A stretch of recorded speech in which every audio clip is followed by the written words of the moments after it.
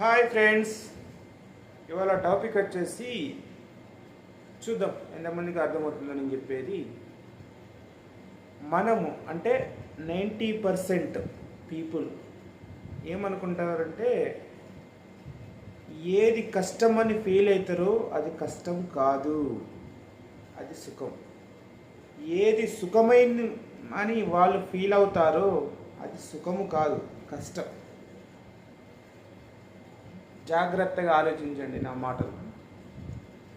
ఏది కష్టం అని ఫీల్ అవుతామంటే నేను మీకు ఒక ఎగ్జాంపుల్ ఒకటి చెప్తాను.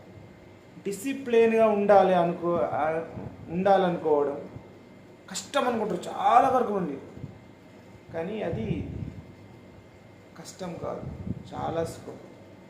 విచ్చలవిడితనంగా బతకడం చాలా సుఖం అని కొంతమంది అనుకుంటారు, కానీ వాస్తవానికి అది సుఖం కాదు, కష్టం. అది పోను పోను కొంతమందికి అర్థమవుతుంది, కొంతమందికి అర్థం కాదు. సో నేను చెప్పేది ఏంటంటే అది నిజమో కాదో మీరు విశ్లేషించుకోండి. పొద్దుగాల 5 గంటలకు లేవాలంటే కొంతమందికి ఏడిపోతుంది, అది కష్టం అనుకుంటారు, కానీ అది కష్టం కాదు, అది డిసిప్లిన్.